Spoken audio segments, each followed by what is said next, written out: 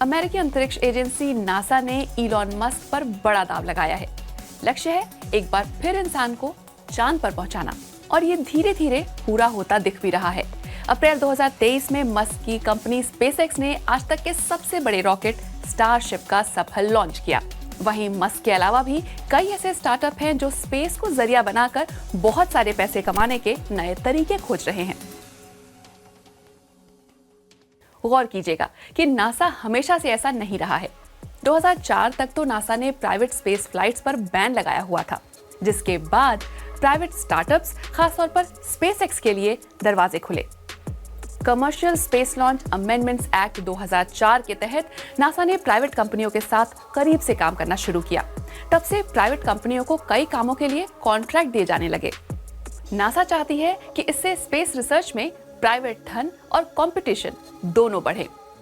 Private कंपनियों के साथ पार्टनरशिप के कारण स्पेस फ्लाइट के नए दरवाजे भी खुलने लगे हैं। चांद से भी आगे। लॉन्च के 4 मिनट बाद ही फट जाने वाला स्टारशिप इतना बड़ा था कि उसका धरती से सफल टेक ऑफ होना ही बड़ी कामयाबी मानी जाती है। आज तक का सबसे बड़ा ये स्पेस शटल अपने भार का 5 गुना वजन संभाल सकता है, यानी करीब 150 टन। आउटर स्पेस में लंबी दूरी तय कर इक्विपमेंट और सप्लाई पहुंचाने और आगे चलकर वहां स्थायी बेस बनाने में ये बहुत काम आ सकता है। इसलिए इसमें कोई हैरानी नहीं कि स्टारशिप की नासा के आर्टेमिस प्रोग्राम में अहम भूमिका होगी, जिसका मकसद इंसान को लंबे समय तक चंद्रमा पर रखना है। सन 2025 में वहां इंसान को भेजने का लक्ष्य है। ये मिशन बेहद खास है क्योंकि इससे 50 सालों में पहली बार इंसान की चांद पर वापसी होगी, और चंद्रमा पर बसे मून बेस के कारण हम आगे चलकर मंगल ग्रह तक की यात्राएं कर पाएंगे। नया टूरिस्ट ठिकाना। एक दिन मानवता को कई ग्रहों पर बसाने का मकसद अपनी जगह है, लेकिन दुनिया के सबसे अमीर लोग अपने मजे के लिए प्राइवेट स्पेस फ्लाइट्स अभी लेने लगे हैं। 2022 में स्पेसएक्स वो पहली अमेरिकी कंपनी बनी जो 3 टूरिस्ट को इंटरनेशनल स्पेस स्टेशन ले गई। इस यात्रा के लिए उन्होंने 5 करोड़ यूरो यानी करीब 4.5 अरब रुपए का टिकट बेचा। रूस और जापान तो पहले ही टूरिस्ट को आईएसएस ले जा चुके थे। रिचर्ड ब्रांसन की वर्जिन गैलेक्टिक भी स्पेस टूरिज्म के मामले में काफी आगे है। वर्जिन गैलेक्टिक 2023 में अपनी आखिरी टेस्ट फ्लाइट उड़ाना चाहती है और उसके बाद जो भी टिकट खरीद सके उसके लिए अपनी सर्विस मुहैया कराएगी। ये 90 मिनट की फ्लाइट पर ले जाएगी और इसकी कीमत है 4,30,000 यूरो यानी तकरीबन 3.80 करोड़ भारतीय रुपए। कैलिफोर्निया के वास्ट नाम के स्टार्टअप को स्पेसएक्स ने अपना नया पार्टनर बनाया है। वो मिलकर स्पेस में एक पूरी तरह कमर्शियल स्टेशन बसाने की प्लानिंग कर रहे हैं। ये सिंगल मॉड्यूल आउटपोस्ट हेवन 1 कहलाएगा और वहां जाकर लोग 30 दिन तक रह सकेंगे। खनिजों का खजाना। अपनी धरती पर जिन खनिजों के भंडार कम होते जा रहे हैं, कंपनियां उनकी तलाश में स्पेस तक पहुंच गई हैं। आकाशीय पिंडों जैसे एस्टेरॉइड्स में सोना, टाइटेनियम और प्लैटिनम जैसे कई ऐसे मेटल पाए जाते हैं जो आज इलेक्ट्रॉनिक डिवाइसों में लगते हैं। अमेरिका ने 2015 में ही स्पेस एक्ट पास कर अमेरिकी कंपनियों के लिए स्पेस माइनिंग का रास्ता खोल दिया था।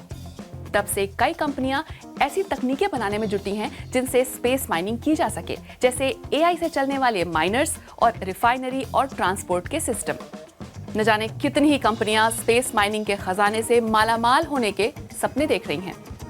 ये सच भी हो सकता है क्योंकि नासा का मानना है कि मंगल और बृहस्पति ग्रह के बीच के एस्टेरॉइड बेल्ट में कोई 670 क्विंटिलियन यूरो के मूल्य की चीजें मौजूद हैं।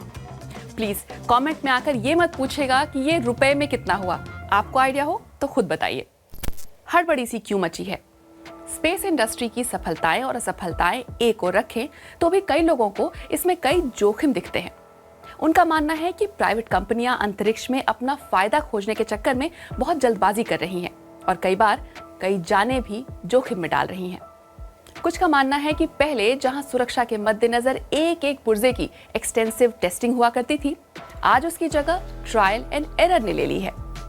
और स्पेस फ्लाइट से भारी मात्रा में निकलने वाले CO2 से तो खतरा है ही। केवल टूरिज्म पर फोकस करने वाले रिचर्ड ब्रांसन के वर्जिन गैलेक्टिक और जेफ बेजोस के ब्लू ओरिजिन जैसे प्रोजेक्ट काफी आलोचना बटोर रहे हैं, क्योंकि जलवायु परिवर्तन के असर अब सबके सामने आने लगे हैं।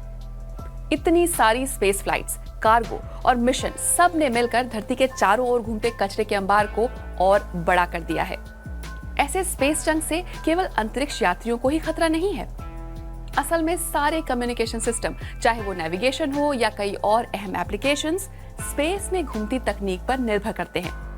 ऐसे सैटेलाइट से किसी छोटे से छोटे टुकड़े की टक्कर भी धरती पर बड़ी मुसीबत पैदा कर देगी। नई खोजें करना हम इंसानों की फितरत है, लेकिन ये देखना दिलचस्प होगा कि प्राइवेट कंपनियां कमर्शियल स्पेस में क्या कमाल करती हैं। क्या लगता है आपको?